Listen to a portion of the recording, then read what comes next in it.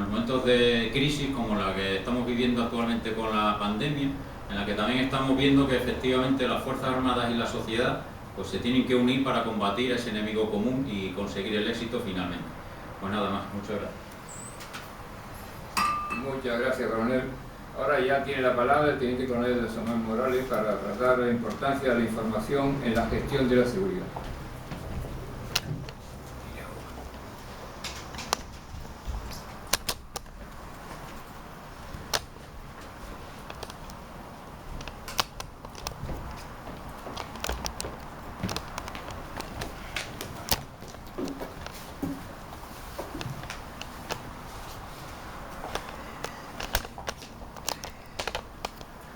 Pues buenas tardes, muchísimas gracias primero al director de la Real Sociedad por la invitación.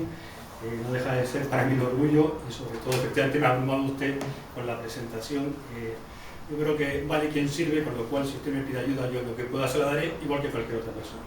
Gracias al almirante por estar presente, gracias a mi coronel por estar presente, sobre todo gracias a todos ustedes porque una tarde de una tarde de julio, venir aquí a escuchar a un señor que no saben ustedes quién es, hablar sobre guerra de información, pues hay que agradecerles el gesto que han tenido. Bien.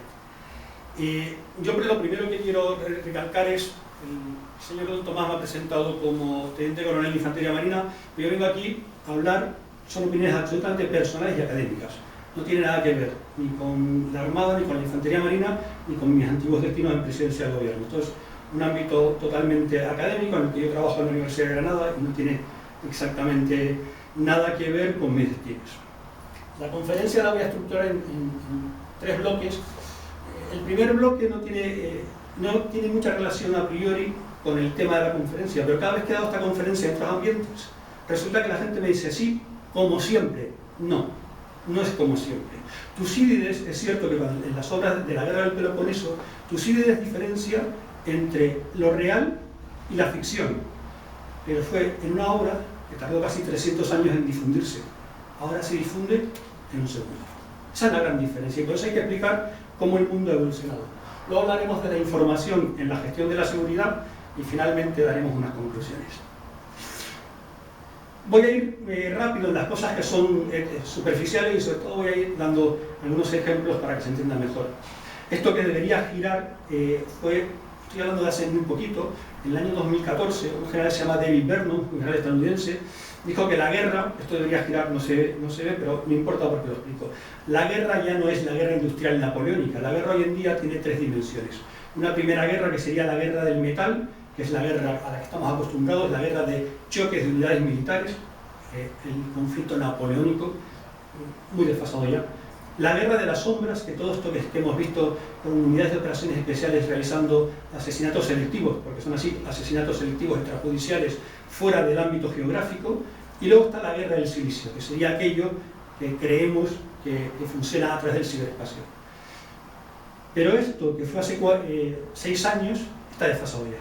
O sea, al mismo tiempo había un señor que se llama Valery Gerasimov, es el actual jefe de Estado Mayor de las Fuerzas Armadas rusas, que iba muy por delante, pero antes ya fueron los chinos en el año 1999 con un libro que se llama Guerra sin Límites, donde decían que el ámbito informativo y por lo tanto el ámbito cognitivo, no solamente transmitido a través del ciberespacio, pero utilizándolo, es importantísimo.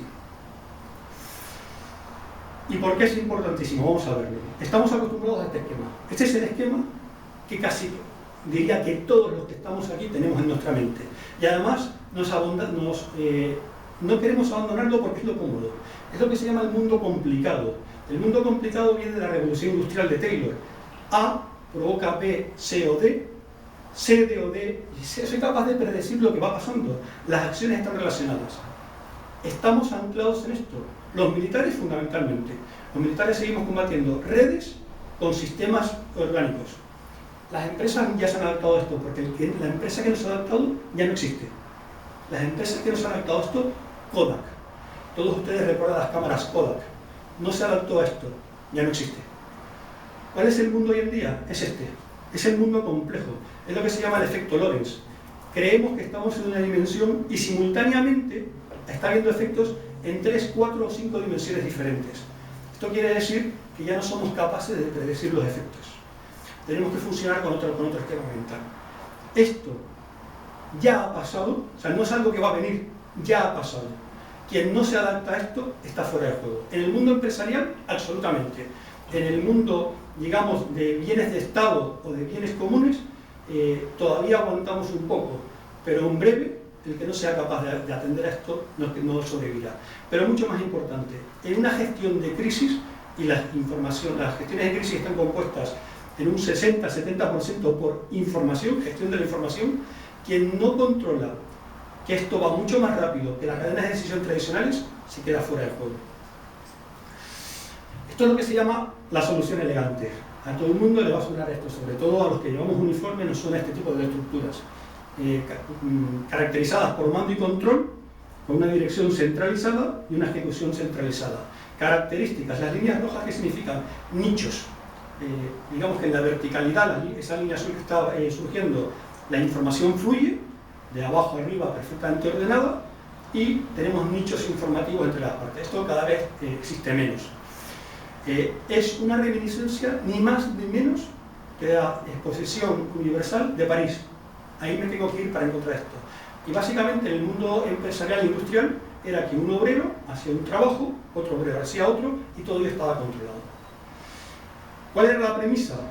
La premisa era que la información bajaba, subía desde los niveles básicos hasta el nivel superior, donde alguien tenía capacidad de decidir y ordenaba lo que había que hacer.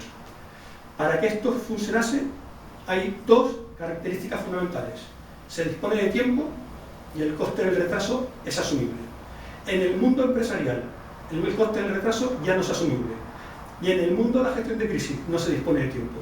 Con lo cual, cualquier sistema organizativo que aplique este sistema está condenado al fracaso o no a gestionar una gestión de crisis. ¿Por qué? Todos los sistemas de la época de preindustrial y postindustrial se basan en la eficacia. ¿Qué es la eficacia? Más X con menos Y. Básicamente la podríamos definir como eso. ¿Qué pasa? Hemos dicho que el entorno cambia. Entonces empezamos a hacerlo complicado, porque antes era más X con menos Y, pero ahora es más X con menos Z. Y ahora es más X con menos W. Pero ahora es más Y con menos W. Y ahora más Z con menos W. Es un entorno cambiante. Lo que quiero decir es que ya no tenemos un sistema donde las condiciones no cambian. Los cambios constantes al entorno afectan a la eficacia. ¿Quién no ha escuchado en su mundo hacer más con menos? Mentira. Eso es una falsedad. No se puede hacer más con menos.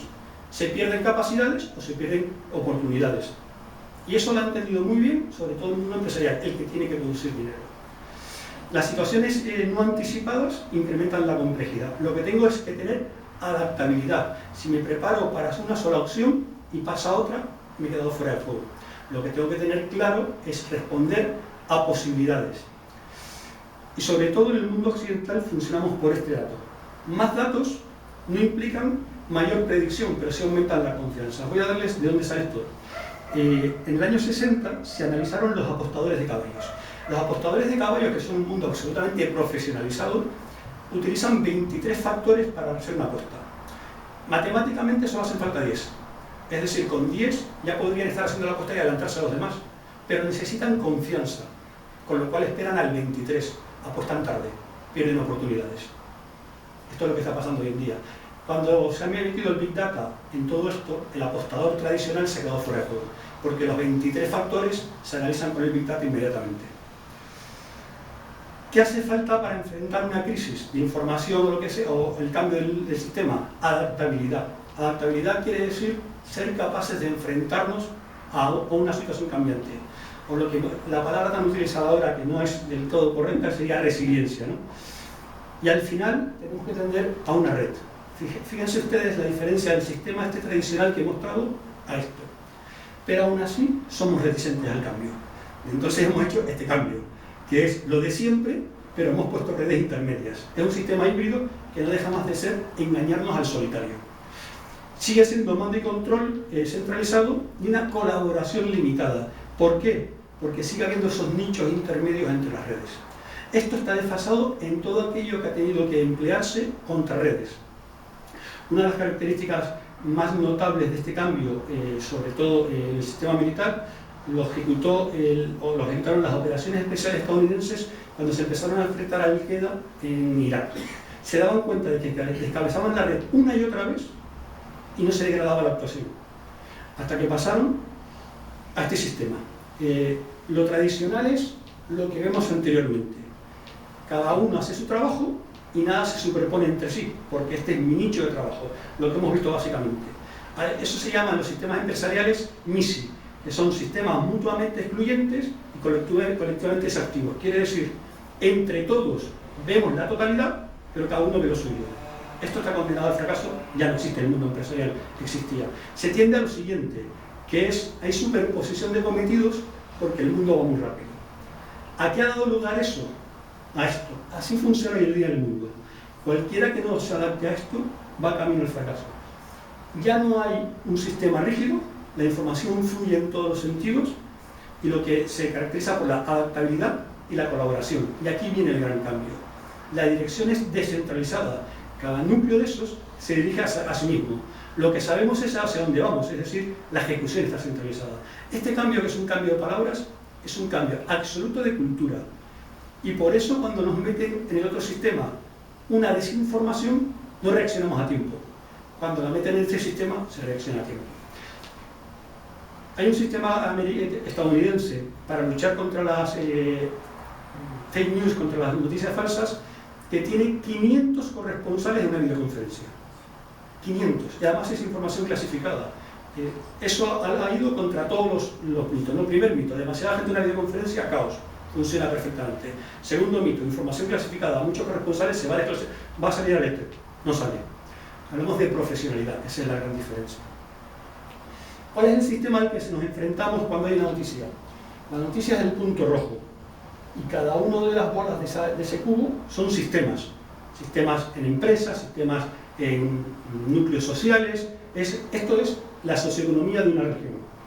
La red, con la noticia, corre por donde quiere correr. No le podemos poner puertas a la red. Es imposible. La red es radio, televisión, periódicos, ya veremos ahora Facebook y demás. Con lo cual, frente a un sistema que lo que quiere es adaptabilidad y coordinación, que es como lo único que nos podemos enfrentar, nos estamos enfrentando tradicionalmente con un sistema que tiene dirección centralizada y ejecución descentralizada. No se puede. Siempre llegaremos tarde a la desinformación. Estos son los problemas que están dando actualmente. Si recuerdan ustedes los disturbios de Getafe con los senegaleses, esto fue hace 2 años y medio, corrió por internet una noticia falsa, se intentó atribuir la identidad de la noticia y luchar contra ella. Tarde. Cuando se demostró que era falsa, ya se habían roto todo el mobiliario de 4 hogares y todo el mobiliario urbano que había en la zona. No se puede luchar con razonamiento, pero le voy a poner un caso más concreto. Hace 5 años, 6 creo, pero le voy a poner el caso para recordar todo el mundo. Hubo un debate en televisión donde en aquel momento un ministro de Asuntos Exteriores, el ministro Margallo, discutía con un independentista catalán sobre la independencia de Cataluña. Uno daba datos irrebatibles sobre la realidad de Cataluña, el ministro Margallo. Otro lloraba y decía dejarnos votar. Cuando se analizó el sharing de ese programa de televisión, ¿quién ganó? ¿Quién dio datos precisos? No, siento defraudarles. Ganó quien habló con el corazón. Y no fuimos capaces de contrarrestarlo. Este es el mundo en el que nos estamos moviendo. Y además, como decía al principio, no va a llegar, ya está. Y lo que tiende es a cambiar mucho más rápido todavía, aunque no sabemos hacia dónde va. Bien, esto que está aquí decía que por años, ¿no? 2014, un general americano emitió un documento que sirvió de doctrina a mucha gente, donde decía que había 3 tipos de guerra, ¿no? La guerra del silicio, la guerra de las sombras y la guerra del metal, lo que hablaba al principio. Un par de meses antes, Valery Gerasimov, esto está traducido del ruso, se publicó en una revista que se llama VK, es lo que en muchas partes se conoce como la doctrina Gerasimov. No es cierto, esto no es la doctrina Gerasimov. No existe la doctrina Gerasimov en concreto. Voy a hacerlo así para que se note. Lo que está en azul, a ver si lo consigo hacer, lo que está en azul son medidas no militares. Es lo que analiza el conflicto. Y entonces, lo azul son medidas no militares. Esto Esto haría falta una mujer para definir el color, pero digamos que lo naranja son las medidas militares. Y la curva es la crisis, aquí está la guerra. Es decir, lo que viene a decir Gerasimov son cosas muy curiosas. En el conflicto se utilizan 4 veces más medidas no militares que medidas militares. Primera afirmación. Y todo eso que está ahí, cuando lo analizamos, es verdad. Lo que él hace es decir, claro, hace falta también utilizar este tipo de herramientas en sistemas no democráticamente puros. Por eso siempre van con ventaja con respecto a nosotros. Un sistema no democráticamente puro utiliza el control del pueblo, utiliza el control de las cámaras, y entonces puede modificar todo eso. Y entonces se organiza la posición política de un país, se interfiere en las elecciones de los países. Todo eso está orientado a influir. Y una de las herramientas fundamentales para hacerlo es mediante la información o la desinformación. Decía Gerasimov, son unas afirmaciones de un artículo. Además, este artículo es curioso, voy a decirle una de estas cosas que sorprenden. La primera traducción de este artículo se publicó en Rusia, en una revista que se llama VK, es una revista de ingeniería, es una cosa muy rara. Y cuando se lee la traducción de este artículo, la primera que circula, hay cosas que dicen que dice, que no dice. Es curiosísimo. Cuando alguna gente ya lo tradujo del ruso con traductores totalmente independientes, resulta que él lo que dice es: el mundo occidental ha utilizado en Libia y en las primaveras árabes, revueltas árabes, ese tipo de medidas. Nosotros tenemos que utilizarlas también. Y tenemos que utilizarlas de una forma mucho más efectiva. ¿Qué dice exactamente? Voy a leer textualmente para no inventarme. Hay que movilizar el potencial de protesta de las poblaciones contra sus gobiernos. Ni más ni menos.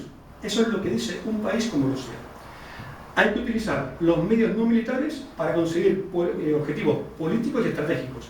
Todo esto es lo que da pie a la famosa zona gris. Y todo esto ocurre a través de la información, que no solamente es el ciberespacio, eso es importante. Y luego otra frase buenísima de ese papel: hay que debilitar al enemigo alimentando la oposición interna. Y esto es lo de siempre, es verdad. Ya se hacía con los espartanos. El problema es que ahora podemos acceder realmente de forma eficaz, X e Y, a través de las redes, a través de la información. ¿Y por qué? Voy a dar algunos datos que van a sorprender. El 71% de la población occidental, esto es un estudio de hace 2 años, un estudio a nivel global, el 71% de la población global no confía en las instituciones. Es decir, somos 2, 4, 6, de los que estamos aquí, solo 4 personas confían en las instituciones. Curioso. Sería una extrapolación de una media, pero si salimos a la calle sí es verdad. Pero mucho más importante, porque esto sorprende. El 63% de la población no distingue entre noticias verídicas y rumores. Eso está hecho por la consultora más importante ahora mismo en el mundo. Y son datos de hace 2 años. ¿Verdad? Entonces, claro, ellos lo que hacen es, han analizado nuestras vulnerabilidades y son capaces de influirles. ¿Y cómo lo hacen? No se crean problemas donde no lo hay. Este es el gran problema de las sociedades occidentales actualmente. Lo que hacen es amplificar cualquier protesta propagando caos o difundiendo mensajes de odio. Habrá que analizar si lo que está pasando en Estados Unidos ahora no está influido o no está, sí. La Audiencia Nacional, como ustedes saben, y esto fue motivo en su momento cuando se publicó en el Instituto de Estudios Estratégicos, fue motivo de mucha polémica. La Audiencia Nacional estudia si Rusia tuvo que ver o no en las manifestaciones de Cataluña con el objetivo del referéndum. Curiosamente, al jefe de la división rusa de la inteligencia militar encargada de esto, se le dio en España 3 veces antes. No lo podremos constatar nunca, o sí, no lo sé. Lo que es cierto es que se dan coincidencias. Luego daré datos más concretos.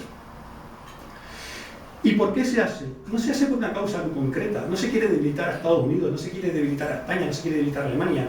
Ha habido bulos en Alemania curiosísimos. Una niña violada por musulmanes, que nunca fue violada, ni existía siquiera, y provocó movilizaciones. Lo que se quiere es aumentar las condiciones de caos y de desconfianza hacia las instituciones. Ese es el objetivo de la desinformación, sea de Rusia, sea de China, o sea la que nosotros podríamos llegar a ser en un momento dado. Esto es lo que dice Margarita Simonian, que es la redactora jefa de la edición en inglés de Russia Today. Voy a dejar que lo lean para no ser de karaoke, pero la afirmación es demoledora.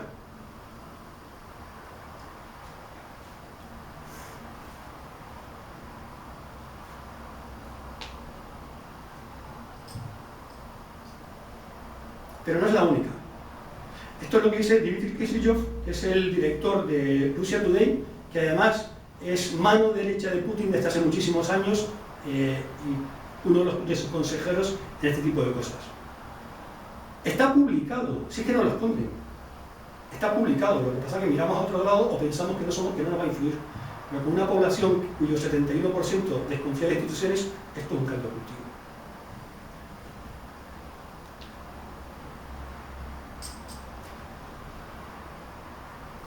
Bien, ¿en qué se basa todo esto? Se basa en narrativas que son parciales y efímeras. ¿Y por qué? Porque el ciclo de la información hoy en día tiene una duración de 24 horas, máxima 48. El ser humano no es capaz de asumir más. ¿Qué pasa? Que en esas 24 o 48 horas, si se reciben mensajes que son claramente negativos, uno detrás de otro, aunque no sean el mismo, se va creando un subconsciente, una percepción.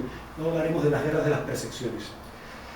Las redes sociales, a las que todo el mundo le echamos la culpa a esto, no son otra cosa que un facilitador. Esto también se hace con la prensa escrita, se hace además. Se hace contratando periodistas, se hace sobornando a políticos. Esto es más propio de otros países, o más propio que pase en otros países, pero puede pasar en el propio también, nunca debemos descartarlo. Y sobre todo, lo que tenemos que entender es que se ha roto la frontera que existía entre el ciudadano espectador y el ciudadano creador. Hoy en día se hacen noticias con un móvil y lo puede hacer cualquier persona. Es decir, luego veremos cómo se operativiza todo esto con un ejemplo concreto y cualquier persona perfectamente instruida, con intención o como replicador, se convierte en espectador y en informante.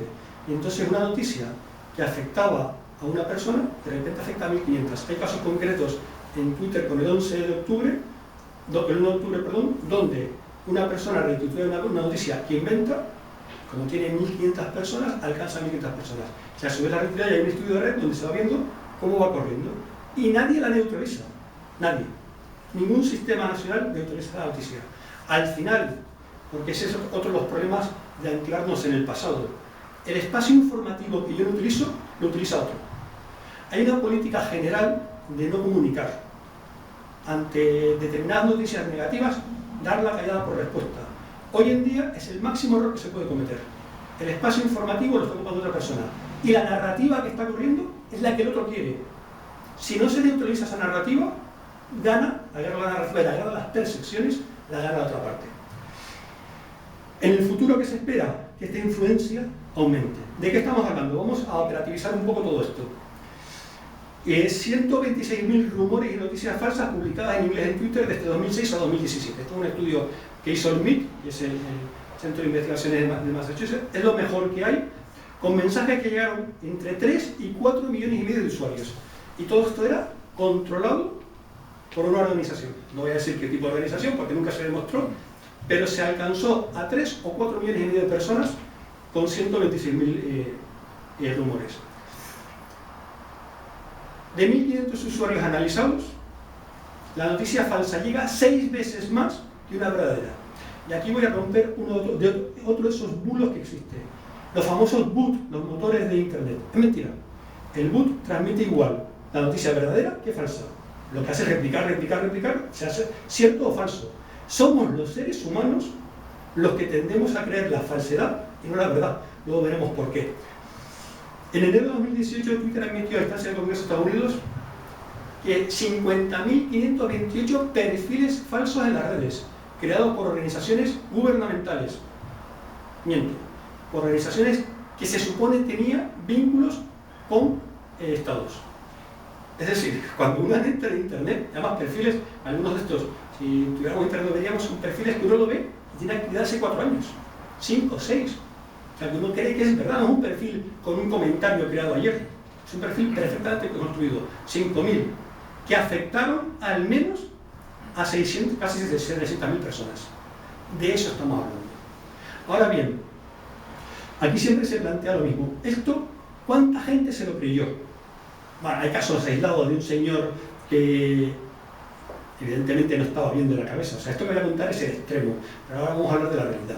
Un señor que en Estados Unidos, en una pizzería concreta, se anuncia que habían hecho tráfico de niñas y que eso apoyaba la campaña de Hillary Clinton, y fue allí y ametralló la pizzería.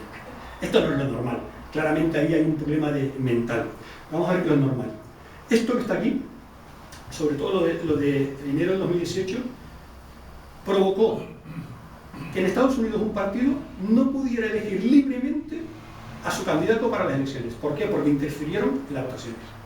Pero además provocó la publicación de las listas de todos los que contribuían y de todos los que habían hecho donaciones, publicó que recibieran mensajes de amenaza de muerte, no de ningún país extranjero, de otra persona en el mismo país, como los que estamos aquí, que con esa radicalización lo que hizo fue mandar un mensaje, porque habían publicado el nombre y el número de teléfono de que contribuía a la campaña y la amenazaba de muerte.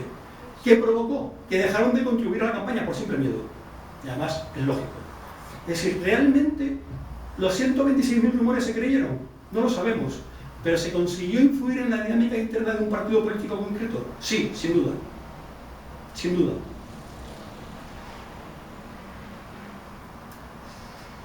Bien, ¿y todo esto dónde se produce? Se produce en una cosa que todos ustedes habrán escuchado, que se llama la época de la posverdad. ¿Y qué es la época de la posverdad? Y aquí vamos a hablar ahora un poco de las percepciones. La época de la posverdad la definen los académicos como aquella donde los hechos objetivos son mucho menos importantes que las percepciones. Y aquí y ahora se van entendiendo muchas cosas. Cuando hablaba antes del vacío informativo, las percepciones no nos parecen importantes. El señor que fue a ametrallar la pizzería de Estados Unidos funcionaba por percepciones. El radicalismo, todos los movimientos de radicalización funcionan por percepciones. Y les voy a decir otra cosa. El académico más importante en el mundo de gestión de crisis dice que una crisis existe cuando el jefe lo dice o cuando la sociedad dice que hay una crisis, cuando la sociedad tiene la percepción de una crisis. No está diciendo que hay una crisis cuando hay una crisis, sino cuando el jefe dice que hay una crisis o cuando la sociedad percibe que hay una crisis. Importante las percepciones, tiene mucha más importancia de lo que le solemos dar habitualmente. Y no luchamos contra ello.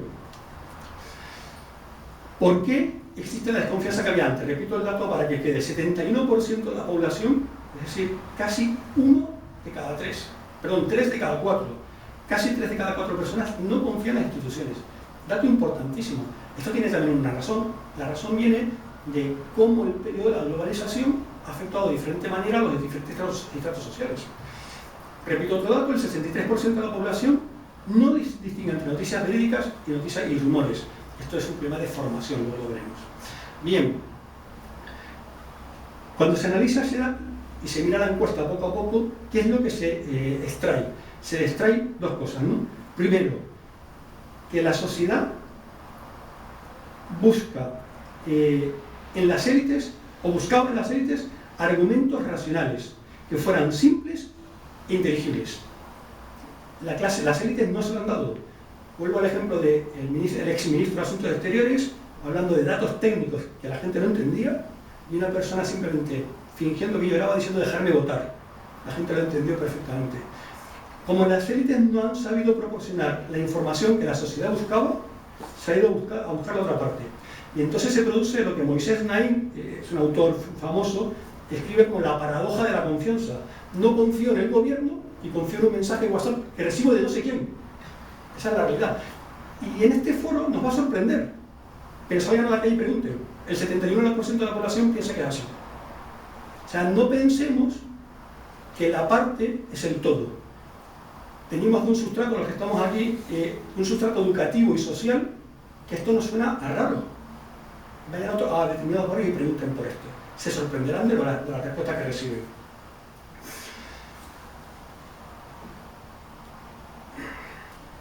¿Qué es una noticia falsa?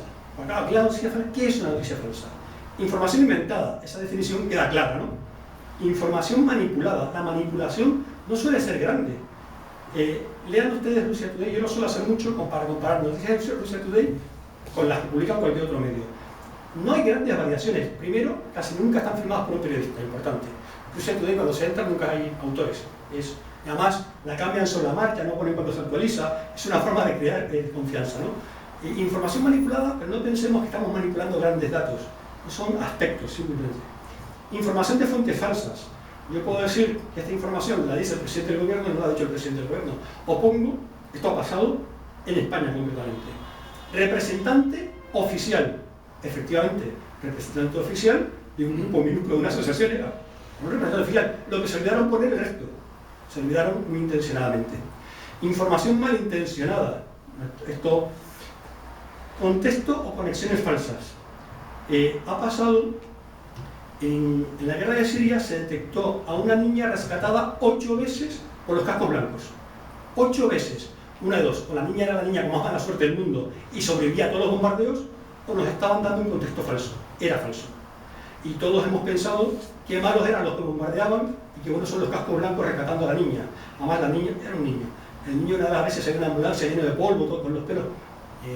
Nos podríamos ir, si recuerdan ustedes, es una imagen dura, pero es real, a un niño que se ahoga perfectamente peinado y vestido, con la camisa dentro del pantalón. Váyanse ustedes a los inmigrantes que se hundían, que se ahogaban en Turquía. Una foto muy concreta de un niño que se ahogó y estaba perfectamente peinado, perfectamente vestido. Muy sorprendente. Si ustedes ven algún otro de los desgraciados inmigrantes que se nos ahogan en las costas, a veces lo encuentran peinado y vestido. Muy sorprendente algunas de las cosas que vemos y que además comulgamos inmediatamente. Y la sátira y la parodia. Cuidado, la sátira y la parodia, tan común hoy en día en el debate político, también se considera por la Unión Europea noticia falsa. Esto es muy curioso también, porque luego no lo cumplimos. ¿Qué es lo importante en esto? No hay que pensar que esto lo puede hacer un Estado. Pensamos que lo hace, yo no lo estoy nombrando directamente, aunque ahora hablaremos específicamente de Rusia. Esto no está pensando en Rusia y en China, lo sé. Bueno, pues no. Al-Qaeda, ya en sus orígenes, le dio mucha importancia a esto, pero no fue capaz. Daesh ha sido capaz. Daesh ha conseguido que la información, y además con una perfecta campaña sincronizada de transmitir terror, bajaba al umbral, volvía a transmitir terror, que eran las expulsiones transmitidas. Pero también lo ha hecho el secesionismo catalán, y para hacer esto, ¿qué hace falta? Un control absoluto mediático. El secesionismo catalán, en su momento, lo que hizo, año 2000, fue emitir un papel que decía lo primero que hay que hacer es controlar los medios de comunicación. Es un papel escrito y publicado. Muchas de las cosas que digo a la gente le sorprende, está publicado y está en la Audiencia Nacional. Un papel que se escribió en su momento que lo que decía es controlar los medios de comunicación. Una vez controlados los medios de comunicación se controla. Porque hay un antiguo adagio, ¿no?, que todo el mundo dice, la información, tiene el poder quien tiene la información. No es cierto. Tiene el poder quien difunde la información. Se puede tener información, si no tengo cadenas de comunicación, medios de comunicación para difundirla, no soy capaz, no tengo el poder. Esto es una cosa que hay que ir cambiando poco a poco. Les voy a contar un caso real, para que vean hasta qué punto esto no solamente lo utilizan actores estatales, sino también actores no estatales. Porque se ha roto la simetría. Antes era Estado contra Estado, persona contra persona, ahora puede llegar a ser persona contra Estado. En la guerra de Irak, un grupo de operaciones especiales completo, es una unidad muy valiosa, con un alto poder de actuación y muy seleccionada, o sea que no tengo varios recambios. Pues una unidad completa, un grupo completo, fue neutralizado porque en una actuación, en su ocasión perfectamente legal, se retiraron, pero cuando se retiraron, ¿qué salió en las redes? 43 personas ejecutadas. Ni más ni menos, eso fue lo que se publicó en las redes, era falso, ellos no lo habían hecho. Durante un mes ese grupo de operaciones especiales estuvo neutralizado en sus operaciones. Esto era con el mando del general McChrystal, se hacían al mes, cuando él llegó a unas 30, luego se terminaron siendo casi 300, es decir, un grupo completo de operaciones especiales fue neutralizado, se dejaron de hacer durante un mes unas 100 operaciones de selección de personas o de captura, con una noticia falsa publicada en internet. No hizo falta luchar contra guerreros supercualificados, hizo falta 4 personas que montaron un montaje y lo difundieron en redes. Y el gobierno de Estados Unidos lo que hizo fue poner en cuarentena esa unidad hasta que se demostrara que no eran inocentes o que era falso. Un mes. Esto es lo que cuesta la desinformación. Vamos a hablar de cómo se hace esto. Esto no es casual ni se inventa. Así es como ha dicho el Congreso de Estados Unidos que lo hace Rusia. Bueno, repito, esto está publicado en la Rand Corporation y es como dice el Congreso de Estados Unidos que lo hace Rusia. Primero, hay un liderazgo. Es decir, esto no es casual. En el caso de Rusia, es de Putin, claramente. Lo ejecuta a través de las Fuerzas Armadas rusas y con otras personalidades cercanas a Putin, como decía antes Dmitry Kisilov. ¿Qué órganos utiliza? Russia Today, Sputnik, medios rusos, pero también agencias oficiales fuera de Internet y en los propios países. Canales, no he puesto nada raro, Facebook, Instagram, Twitter, lo que todo el mundo tiene en su teléfono aquí. ¿Y a quién lo dirigen? Ciudadanos normales, a políticos influyentes. Y sobre todo, estas campañas se desarrollan en países del ámbito aliado, pero simplemente para cuestionar sus instituciones. Esto es como se está operativizado hoy en día.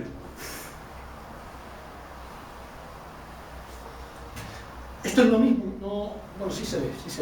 Es lo mismo, pero mucho más complicado. Es un estudio que hizo el Real Instituto del Canon sobre cómo lo hace Rusia. Vamos, en esencia es lo anterior, porque en esto sí que la Rand Corporation lo hace mucho más visual.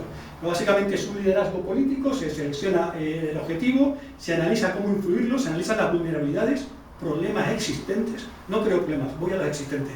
Y lo que hago es amplificarlos o modificarlos. ¿Vale? En resumen, y me ha ajustado el tiempo exacto, 3 conclusiones. El mundo ya evolucionó. Los que nos aferramos a no evolucionar somos nosotros. Ya no estamos en un mundo complicado, estamos en un mundo complejo. La realidad es cambiante y fluida. Y si no entendemos esto, fracasaremos. El principal problema de la desinformación es una asistencia como arma, no para desinformar a la gente, sino para desestabilizar las instituciones. Ese es el objetivo final, desestabilizar las instituciones creando falta de confianza. Y lo último que había dicho antes que hablaría, en la lucha contra la desinformación estamos obsesionados con bloquear cuentas y demás. No, lo que hay es que modificar el comportamiento humano. ¿Cómo? Con formación. Para que cualquiera de los que estamos aquí nos caiga una noticia falsa, tiene que estar muy bien hilada. Porque tenemos un nivel sociocultural medio alto. Cuando esto es medio bajo, no es tan fácil. O sea, cala inmediatamente. Con lo cual, menos atacar a los bots y más atacar a la educación. Gracias.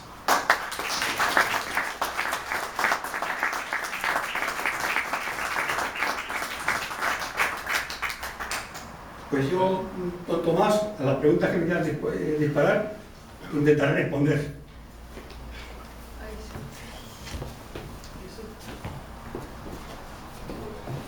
Supongo que habrá preguntas.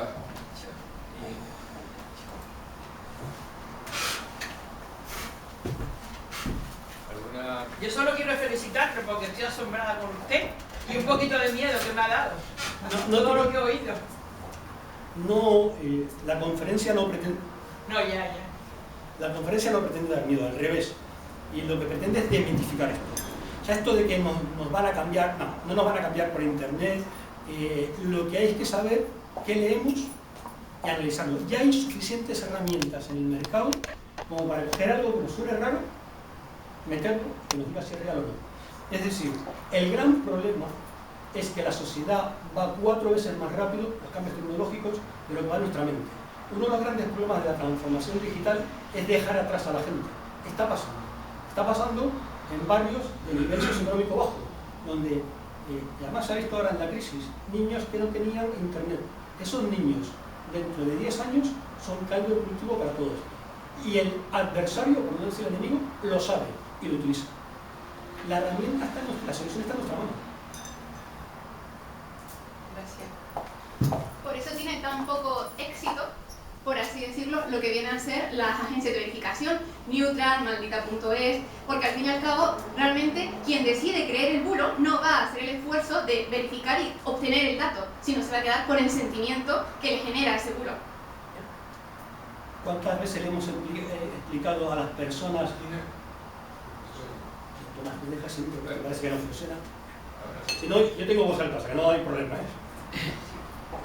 A ver si. Bueno, le contesto en voz alta que yo tengo voz. ¿Cuántas veces hemos intentado explicar a las personas que tienen esas agencias? Tú lo sabes, eres licenciada, criminóloga. Pregúntale, cuando he entrado había un chico allá abajo, uno de los que llamamos Nini, que estaba con un móvil, además estaba haciendo una videoconferencia con tu nota, creo. ¿Se lo ha explicado a alguien? Entonces, las agencias de verificación no tienen éxito porque nos hemos empeñado en que todo el mundo es tecnológicamente conocedor. Yo voy a utilizar un término que una vez se lo escuché a un responsable de comunicación y se me quedó grabado. La mayoría de la población es cibergañán. Eso es una realidad, cibergañán. Esa es la realidad. O sea, la mayoría de la población no sabe lo que se le puede hacer a través de un móvil. La mayoría de la población no sabe lo que se le puede transmitir por Facebook. Te digo más, la mayoría de la población estadísticamente lee los titulares de los periódicos. Y ya está. Y de un periódico. Y en España fundamentalmente de prensa deportiva. Esa es la realidad. No sé si. No, claro, por supuesto. De hecho, incluso en lo que respecta al conocimiento en España del delito, que es básicamente mi ámbito de mayor conocimiento, ahí sí se ve muy bien cómo ha afectado la desinformación. Y sobre todo por un caso que fue muy célebre y que todos conocemos, como fue el caso de La Manada. Es decir, cuando se produjo ese célebre caso, todos descubrimos las agresiones sexuales grupales, pero realmente se han promovido muchísimas reformas que no atacan realmente el problema. ¿Por qué? Porque la sociedad no conoce las dinámicas de las manadas, no conoce las dinámicas de las agresiones sexuales, y ya no en relación a este concreto fenómeno criminal, sino en relación al derecho penal en general. Es decir, es como la antesala para nosotros mismos, digamos, minorar nuestros derechos y libertades fundamentales en pos de un Estado penal más securitario. Bien. Yo te voy a contestar eso también y me arriesgo a que un abogado que está en la sala me tire algo a la cabeza. Si la explicación es un señor hablando con palabras ininteligibles al público y diciendo artículos del Código Penal, lo normal es que cambien de canal la gente. Seguimos sin saber transmitir mensajes a las audiencias. Cada audiencia tiene un mensaje concreto o una forma de hacer llegar el mensaje. Entonces, en el caso de la legislación, en el caso de La Manada, que ya sé que es tu especialidad, si lo que le explicaban era o un grupo de feministas diciendo nosotras decidimos y ahí se quedaba, o un grupo de abogados diciendo algo que no entendía nadie. Transmitíamos mensajes en los que estamos cómodos, pero no transmitimos mensajes para las audiencias objetivas. No se puede transmitir el mismo mensaje a todas las audiencias. Tú no le puedes dar el mismo mensaje a un señor de 60 años, retirado, con un nivel sociocultural alto, que a un niño de 18 años en el paro. Como transmitas el mensaje de la misma forma, alguien no lo va a recibir. Ese es el problema. Y en cambio el adversario lo hace perfectamente. Entonces, lo que tú estás contando, efectivamente, pero es que nos empeñamos en transmitirlo y Pedro me va a matar con un señor hablando de leyes y recitando artículos y recitando cambios del Código Penal. Yo cambiaba de canal.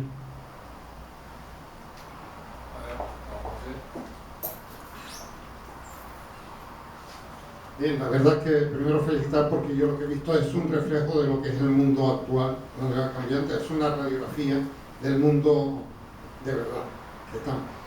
Y dos cosas nada más, dos puntualizaciones, más como reflexión. Efectivamente, a mí me parece también que una de del hecho de una de la guerra de la desinformación se plantea con una premisa clásica, ya hemos dicho, ¿por qué leemos nada más que titulares de periódicos? ¿Cuántos tenemos a disposición? Cuando yo era pequeñito en casa solo estaba la ABC. Ahora, ¿cuántos periódicos tengo yo? Ya no tengo impresos en mi móvil, ya ni siquiera en el ordenador. Todas las mañanas me llegan a mí muchísimos periódicos y revistas. Entonces, es la premisa clásica de que un exceso de información desinforma.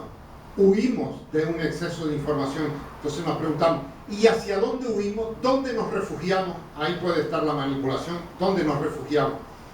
Y la otra cuestión era, en ese, que también me pareció muy sugerente lo que se dijo, la información no camina sobre el ciberespacio, tengamos cuidado, se dijo aquí.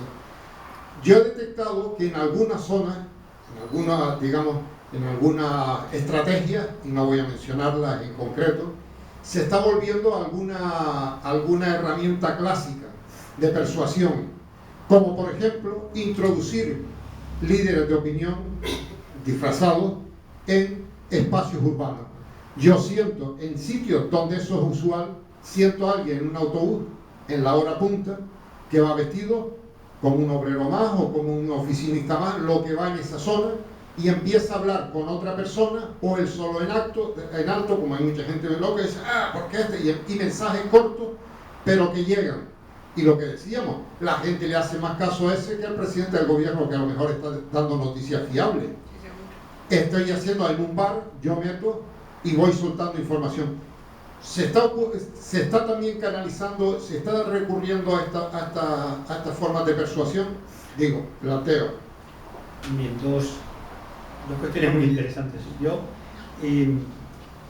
Hay una cosa que se llama la burbuja cognitiva, cada uno de nosotros lee aquello como norma con lo que está de acuerdo. Y si no, me voy a preguntar, pero analícense ustedes mismos. Pocas personas leen medios de comunicación con los que no están de acuerdo. Es un fenómeno psicológico propio, o sea, esto pasa siempre, lo cual se llama la burbuja cognitiva. Y esto suele estar en 2 o 3 medios de comunicación, no más. Si se pasa a televisión, 1 o 2 canales, a pesar de que haya 50, no importa. Y curiosamente luego seguimos a las personas, como norma general. Siempre esto hay que tomarlo con... Luego hay excepciones, ¿no? En el mundo académico hay gente que sigue curiosamente a lo que no está de acuerdo para analizarlo, ¿no? Pero como norma general seguimos en redes sociales a las personas con las que estamos de acuerdo. Este es el famoso rol de los influencers, estas personas que sin oficio ni beneficio resulta que tienen 5.000 seguidores. Y entonces voy a contarles una anécdota muy divertida, no voy a decir nombres pero la voy a contar. Como eso pasa, en determinadas instancias se compran, vamos, cualquiera que esté pendiente de la actualidad lo sabrá, pero no voy a decirlo, se compran seguidores de Twitter para que la cuenta de una determinada persona tenga 10.000 seguidores, porque hay un niñato de 14 años que tiene más que fulanito. Lo que pasa es que como somos en la mayoría de los casos unos cibergañanes, porque nuestros hijos sí, nosotros ya no. O sea, nuestros hijos nacieron pasando la iPad, nosotros no nos equivoquemos. Como somos unos cibergañanes, compraron usuarios árabes. Entonces a un señor determinado de una posición muy alta en España, de repente le seguían 10.000 señores con nombre árabe. Al revés de lo que diríamos. O sea que cuidado con los influencers y demás, y cuidado con intentar ser influencer. Bien, nos refugiamos en aquello que nos es, a lo mejor es esto, no sé. Nos refugiamos en aquello que pensamos que está en línea con nosotros, ¿vale? Información, decía antes, y aquí sí que voy a ser comedido. Decía antes que en determinados países se utilizan, ojo, no solamente en determinados países, voy a hablar de una... George Soros utiliza la influencia a través de personas, eso lo puedo decir porque es muy claro. Determinados países utilizan organizaciones políticas que subvencionan para conseguir resultados en otros países. En las legislaciones de algunos países lo prohíbe tajantemente y en otros, no voy a decir cuál, no está prohibido tajantemente. Pero cuando un Estado u organización multinacional subvenciona de forma exagerada a un determinado influencer o partido político, debemos pensar que lo hace para conseguir un determinado fin. Entonces, esas personas que decía antes, ¿cómo se puede conseguir? Se consigue a través de las redes y se consigue a través de los políticos y personas de relevancia local. Y hay 1000 casos. Está analizado en el Congreso de los Estados Unidos que una de las causas por la que Trump, el presidente Trump, muestra tal afinidad con el presidente Putin viene de una venta de hoteles. Esto podrá ser verdad, está en el Congreso de Estados Unidos, por lo cual es público, no estoy revelando nada ni diciendo nada que sea un fake news, está analizado por el Congreso de Estados Unidos y es verdad que Trump, en el peor momento de su existencia económica, de repente sus complejos hoteleros fueron comprados por un holding ruso directamente vinculado al presidente Putin. ¿Es una forma de influir en un futuro presenciable? No lo sabemos, no está demostrado. Cada uno que saque sus conclusiones. Pero hasta ahí sí está demostrado. En el peor momento de crisis económica del holding Trump, quien vino a socorrerle fue un holding ruso. Nadie sabía que iba a ser presidente. Te quería hacer una pregunta, porque ha sido muy prudente no nombrando demasiado a Rusia, pero lo que han hecho el gobierno Putin en Crimea, amputándole una región como con Ucrania, quise decir, amputándole Crimea y invadiendo el este de Ucrania, y además en un alarde de desinformación realmente gigantesco, ¿no? Llaman a las fuerzas del gobierno de Ucrania que defienden su país, lo llaman los fascistas, es decir, los soldados rusos sin distintivo que están operando en el este de Ucrania. Eso ha sido de lo más llamativo y de lo más eficaz. La pregunta es, ¿esto es un ejemplo real de violación de la soberanía de un Estado como Ucrania? Un Estado que no es igual, que finalmente, después de la revolución del Maidán, consiguió tumbar a un gobierno corrupto. Es un gobierno que se estaba aproximando a la Unión Europea, que es el gran enemigo del gobierno Putin, que por cierto tuvo un éxito con la separación de los británicos. Es decir, este es una acción informativa, yo creo que es genial. Te lo pongo delante para que lo cuente y en fin, sobre un ejemplo real, un ejemplo concreto. Ahora, la pregunta también es otra. Esto solo lo puede hacer Rusia, es decir, solo lo puede hacer Rusia lo que ha hecho Rusia, o lo puede hacer cualquier Estado, porque claro, no es lo mismo que lo haga Estados Unidos, en fin, lo que ha hecho Estados Unidos en Irak, o que lo haga China. China todavía no está operando militarmente en el exterior, es todo cuestión de tiempo, pero esto solo para estas cosas las hace solo Rusia, o los pueden hacer otros. Es decir, la Unión también puede cambiar de táctica y de estrategia, ¿no? Muchas gracias, Tomás. La segunda respuesta la voy a dejar, la haré, pero va a sorprender la respuesta, aunque una vez más está pública. Bien, ¿qué utilizaron los rusos? Me he ido a unos apuntes que tengo aquí. ¿Qué utilizaron los rusos en Crimea? Utilizaron dos estrategias. La primera estrategia era lo que se llama la denegación plausible. La denegación plausible no la inventaron los rusos, la inventó Estados Unidos en la época del racismo contra los negros. Y era, ¿en qué se basa la denegación plausible? En afirmaciones vagas que no se puedan confirmar. Y esto es lo que hizo Rusia al principio: nosotros no estamos, esto no es una cosa nuestra. Afirmaciones vagas, ¿no? En ningún momento dijo que no. Luego eran patriotas rusos que luchaban. Esto es primera estrategia, denegación plausible. Segunda estrategia, además están perfectamente analizadas, que es la propagación de la inocencia. Lo que dijo Rusia, lo voy a leer directamente, era que la invasión de Crimea era contra un país más fuerte que atacaba a un vecino más débil en un momento de extrema vulnerabilidad. Es decir, decía y se creyó. Ojo, o sea, en este foro lo que estoy diciendo suena raro, es que la gente se lo creyó. Lo que dijo Rusia fue que atacaba a un vecino más fuerte en un momento de vulnerabilidad propia. La vulnerabilidad se basaba en la crisis energética, que intentaba repeler la rebelión legítima de un pueblo oprimido contra una conspiración mundial. Ese fue el argumento que presentó Naciones Unidas. La repito, porque es que el propio enunciado es rocambolesco, pero la gente se lo creyó. Lo que estamos haciendo en Crimea es defendernos contra un país más fuerte que ataca a un vecino débil en un momento de extrema vulnerabilidad, crisis energética. Es una rebelión legítima de un pueblo oprimido contra una conspiración mundial aplastante. Bien, esto hay que explicarlo un poco, porque si no se conoce la legislación rusa, esto suena raro. Para Rusia, es ruso cualquier persona de minoría de origen étnico ruso donde viva. Esto presenta un hándicap horroroso a Ucrania y a las minorías bálticas. Hay que pensar que los países bálticos, el 20%, esto no son minorías, el 20% son rusos. Para Rusia, son rusos. Y su constitución, si es que lo tienen publicado, lo que pasa no leemos. Su constitución dice que defenderá a las minorías rusas allá donde estén.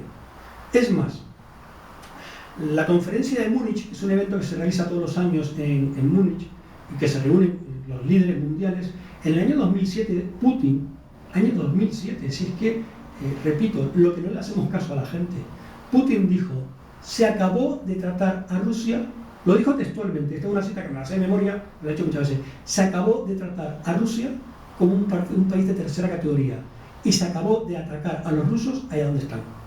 Más claro no puedo decir. Bien, eso con respecto a Rusia y Crimea. ¿La desinformación la utiliza solamente Rusia? No, tajantemente no, y además la utilizan países aliados contra los propios. Es más, hay un caso concreto, no voy a decir que es una guerra desinformativa, yo expongo los datos y cada uno que saque sus conclusiones. En el año 17, creo, me varía un poco la fecha, pero bueno, voy a contar el caso y seguro que tú no se acuerdas. Estábamos en la sesión de investidura del expresidente Rajoy, ni más ni menos. Digo, para que recuerden ustedes el día. El 90% de la población española no se enteró de lo que yo voy a decir ahora. Pero ese día cruzaba por el estrecho de Gibraltar un grupo de combate ruso. No voy a entrar en tecnicismo, pero esto no pasa de casualidad. Hay permisos que se piden, se tramitan en la OTAN, esto no pasa de casualidad. Curiosamente, la BBC y Fronde estuvieron todo el día publicando las mismas noticias. Todo el día. 2 canales independientes de 2 países diferentes. Curioso. Y cada uno que saque sus conclusiones. Al día siguiente, ese grupo de combate iba a apoyar a las fuerzas sirias. Al día siguiente, España era el país más nombrado en la prensa árabe de forma negativa. En España nos dio igual, pues estábamos en la sesión de investidura y todo esto no era importante. Pero había gente que estaba muy preocupada con esto y estábamos muy pendientes. Y ya digo, o sea, pasó un grupo de combate que no pasa porque sí, esto hay permisos mucho antes, permisos en el seno de la OTAN, donde están estos países, y desde las 8 de la mañana hasta las 6 de la tarde, cuando se denegó la entrada en el puerto, 2 cadenas de televisión independientes de 2 países diferentes publicaban las mismas noticias de forma simultánea. Cada uno que saque sus conclusiones. ¿Alguna pregunta más que se quiera hacer? ¿O comentario? Pues nada, pues muchísimas gracias, Teniente Coronel, por esta intervención. Muchísimas gracias al coronel por estar con nosotros. Almirante, bienvenido a la Económica. Y a todos ustedes, bienvenidos físicamente a esta sede de nuevo. Muchas gracias.